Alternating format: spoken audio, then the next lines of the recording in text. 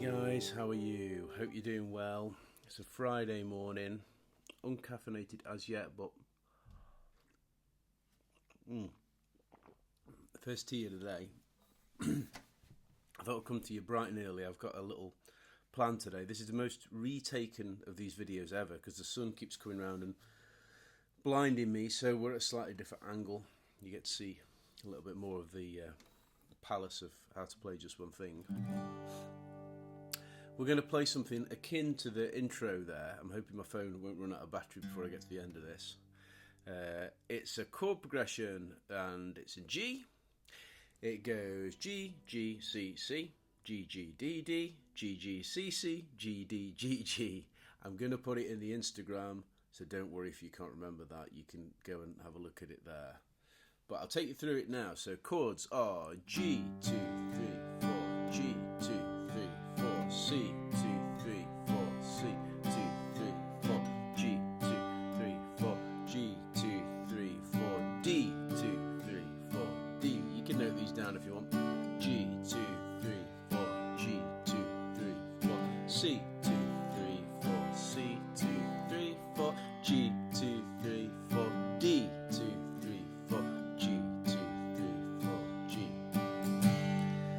So there's a John Prine song in my head that goes like that, but it could be a lot of songs. It's like a template, like a blues pattern, you know, for the blues genre. This is a kind of a template that lots of songs have been written to. So you will hear it in lots of different things. Okay, so check that out on the Instagram, or write it down, or whatever you want to do, because you're going to need it. We're going to use the scale from last time, which is one of those videos I just chuck out there because I want to give you one specific little piece of information. It was just like a kind of very, very one idea one. And it was the G major scale, so bottom string, 3rd fret, going open, 2, 3 on the 5th string, open, 2, 4 on the 4th, and then open 3rd string. Okay, so 3, 0, 2, 3, 0, 2, 4, open. There we have it. And we're going to dress up the chords that we had in that little segment there. I'm fond of the idea of dressing these things up now. It's my new phrase. And in this video, I want to really concentrate on the low end of things. So I'm down in the bass registers. Now, if you can learn to play this, maybe, you know, you can sack your bass player.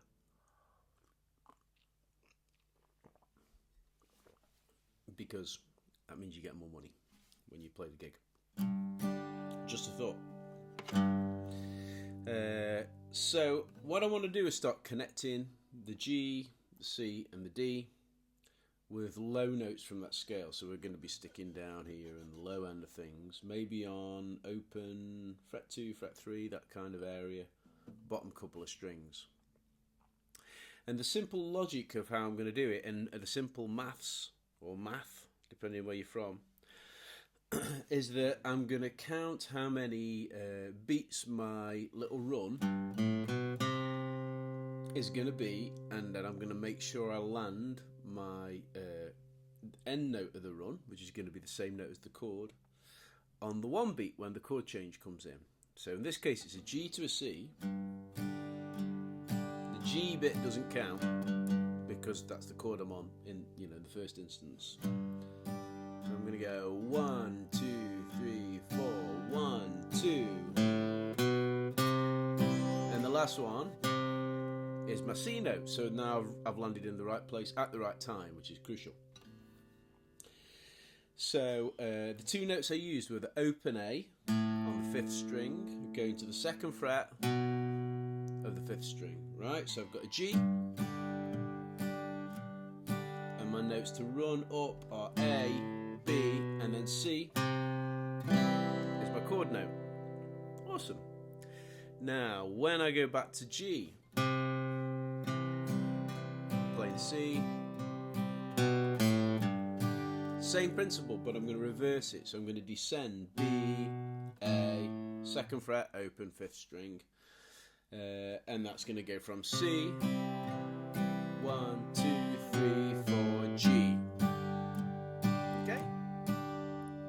It's simple, but it works, and it sounds good. I love the sound of it. It's a pint mug. So D is the next thing we need to approach, and I'm going to come from underneath the chord again. I'm going to use the B that we used before, and then the C. That'll be fret 2, fret 3, 5th string, to get myself from G to D. So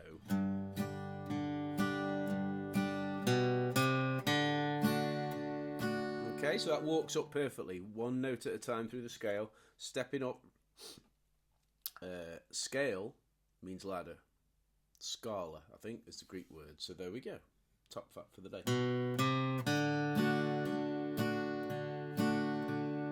So that's how I get to my D chord. 2nd fret, 3rd, and then open 4th string. So let's put it together, and I'll try and shout out what's going on. Starting on a G. Run up. C. Reverse that. Is the D run. Okay, so next I've got to go to a G. I could reverse the little B, A bit, to turn that into a descending run as I did before. I might want to do something different. So I'm going to take the notes that are underneath my G root note, and it's the same notes as we have here: E, F sharp, G. They're in the scale that we learnt last video. I'm going to put them underneath. Okay, so I'm going to have a nice, from the D chord, have a nice bassy run up instead of that high one that sounds kind of weedy. Back to C. Sorry, I'm a bit out of tune.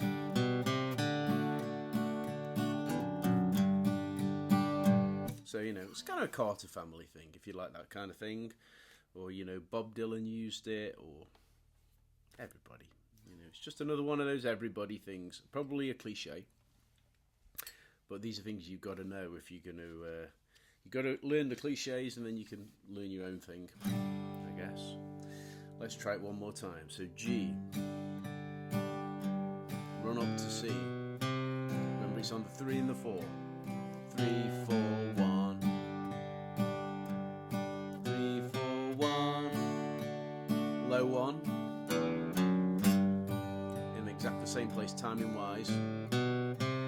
C. G.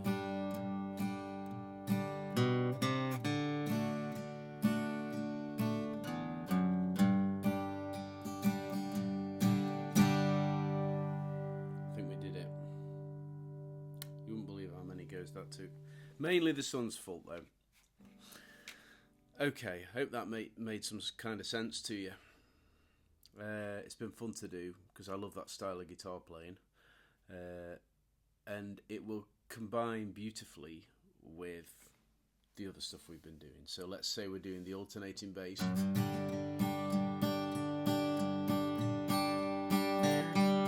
the little lick that we did.